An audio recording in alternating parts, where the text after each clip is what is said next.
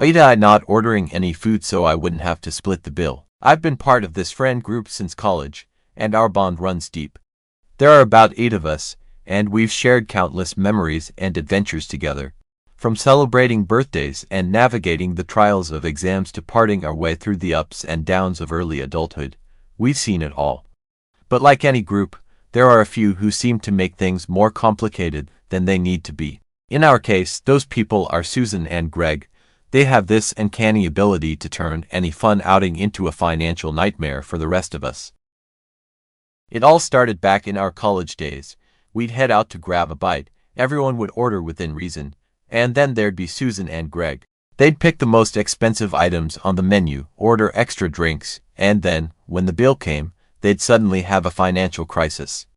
"Oh, I forgot my wallet," Greg would say, or "Can someone spot me?" "I'm waiting for my paycheck," Susan would chime in. At first, we were sympathetic. We were all broke college students, after all.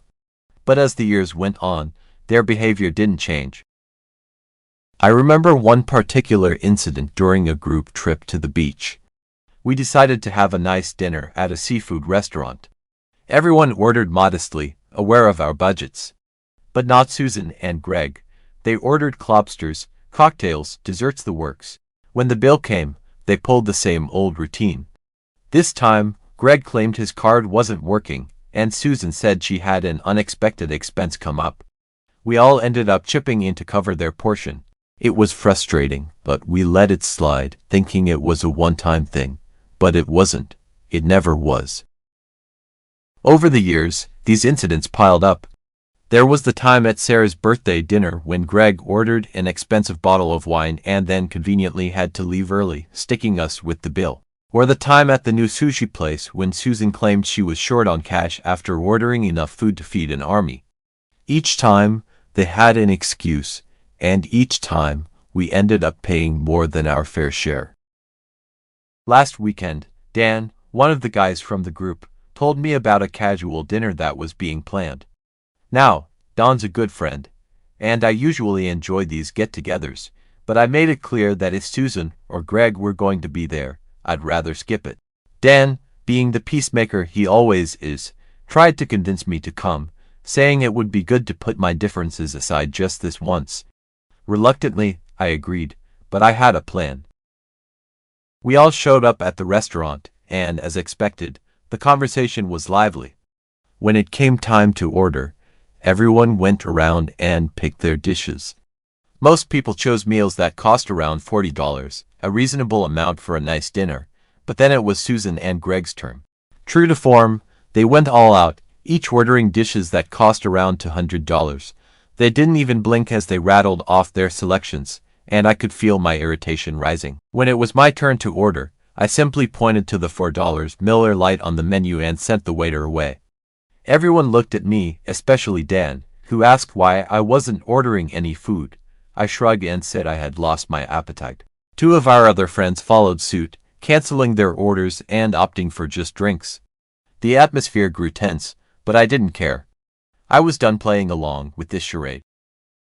The main courses arrived, and I watched Susan and Greg dig into their lavish meals. I sipped my beer, feeling a small sense of satisfaction. When the check came, Greg, with his usual audacity, tried to split the bill 6 ways. I immediately corrected him, saying it should be split 3 ways since 3 of us hadn't ordered any food. Greg looked at me in disbelief, arguing that we always split the bill evenly. I reminded him that things were different this time because 3 of us only had drinks. The reality of the situation hit Dan hard. He was stuck with a $146.98 check, while his own meal had only cost around $50. I watched his jaw drop as he picked up the receipt. I slid a $10 bill towards the check to cover my drink, said my goodbyes, and walked out, leaving behind a storm of confused and angry faces. The next morning, my phone was blowing up with messages from Greg and Susan. They called me every name in the book, saying I was an asshole for not ordering food and making them pay more. I couldn't help but laugh. The irony was too rich. They were mad about paying more than they had accounted for, yet their extravagant orders were the reason for the high bill in the first place. Dan also sent me a barrage of texts, expressing his disappointment. He said I could have just not come instead of pulling that stunt and sticking him with such an outrageous bill. I felt a twinge of guilt because Dan is a good friend, but I also knew he needed to see the truth about Susan and Greg. They were using him, and it was time for him to open his eyes. Just to clarify, where I live, it's common for restaurants not to split checks, and drinks are often on a separate bill. And before anyone worries about the tip, this all happened in Australia, where tipping isn't as big of a deal as it is in the States. Over the next few days, I reflected on what had happened. Dan could easily have asked Greg and Susan to transfer him the money, but he's always been about helping them through their financial hardship, even though it's clear they're just taking advantage of his generosity. I admit my actions were immature and a bit petty, but I was tired of being forced to subsidize their expensive tastes. If Dan wants to keep helping them, that's his choice, but I refuse to be dragged into it anymore. Despite the drama, Dan and I are still friends. He's a good guy, albeit a bit blind when it comes to Susan and Greg. I hope this incident opened his eyes a bit, but only time will tell. For now, I'm standing my ground. If they want to eat like kings, they can pay like kings too. No more free rides on my watch. A few weeks later, another opportunity to demonstrate my point presented itself. It was Laura's birthday, and she had planned a weekend getaway to a cabin in the mountains. Everyone was excited, including Susan and Greg. I knew this was another chance for them to exploit the group's generosity, but I also saw it as an opportunity to reinforce my stance. We carpooled up to the cabin, and as soon as we arrived, the usual fun and games began. We unpacked, settled into our rooms, and gathered around the fireplace for some drinks and laughs. The first night went off without a hitch. We grilled burgers, shared stories, and played some board games. But by the second day, it was clear Susan and Greg were falling back into their old habits. We had planned a group grocery run to stock up for the weekend. Everyone chipped in a set amount to cover the basics: breakfast items, snacks, drinks, and supplies for a big barbecue we planned to have on our last night. As we shopped, I noticed Susan and Greg sneaking expensive items into the cart: premium steaks, imported cheeses, fancy chocolates, and top-shelf liquor.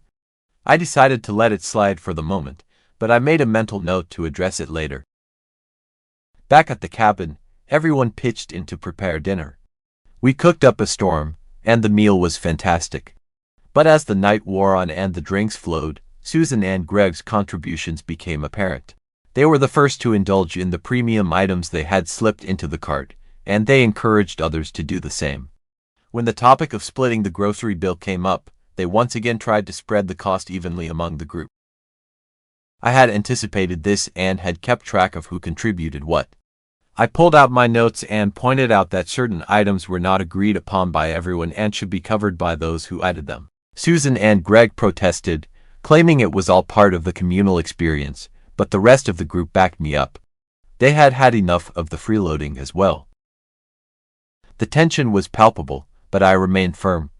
I insisted that those who wanted the premium items should cover their own costs. In the end, Susan and Greg reluctantly agreed, but their resentment was clear. The weekend continued with a bit of an edge, but I felt a sense of satisfaction knowing I had stood up for what was fair. On the drive back, Dan and I had a long conversation. He admitted that he had been blind to Susan and Greg's behavior for too long. He thanked me for opening his eyes and agreed that we needed to set boundaries to prevent future issues. It felt good to know that I had finally gotten through to him. A few months later, the group decided to take a trip to the amusement park. It was supposed to be a day of fun and laughter, but I couldn't shake the feeling that Susan and Greg would find a way to spoil it. Sure enough, as we made our way through the park, they gravitated towards the most expensive attractions and food stalls. When it was time for lunch, they suggested a fancy sit-down restaurant within the park, while the rest of us preferred the more affordable food trucks. I decided to call them out once more. I suggested we split up for lunch and meet back up afterward. The group agreed, and we all went our separate ways. Susan and Greg, predictably, went to the restaurant, while the rest of us enjoyed a variety of street food. When we reconvened, Susan and Greg tried to downplay their extravagant meal, but it was clear they had spent a small fortune. As the day wound down and we headed to the exit, Greg casually mentioned how expensive the tickets and food had been. He suggested we pool our remaining cash to cover some extra expenses. I stepped in and reminded him that everyone was responsible for their own costs. The rest of the group backed me up, and Greg had no choice but to drop the subject. Over time, our outings became less frequent, but the dynamics within the group shifted. Susan and Greg gradually started to change their behavior. They still had their moments, but they were more mindful of their actions. They realized that the group was no longer willing to tolerate their freeloading ways. Years passed, and our lives evolved. We moved from college students to working professionals, and our gatherings became more about quality time and less about extravagant spending. Susan and Greg's antics became a distant memory, and we all grew closer as friends. Looking back, I don't regret the stands I took.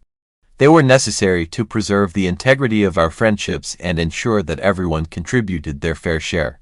If it weren't for those tough moments, we might never have confronted the issues that threatened to tear us apart. And in the end, those confrontations led to growth, understanding, and stronger, more honest relationships. Even now, as we continue to gather for dinners, trips, and celebrations, the lessons learned from those days of splitting bills and calling out unfair behavior linger. We've all grown and changed, but the bonds we forged through those trials have endured.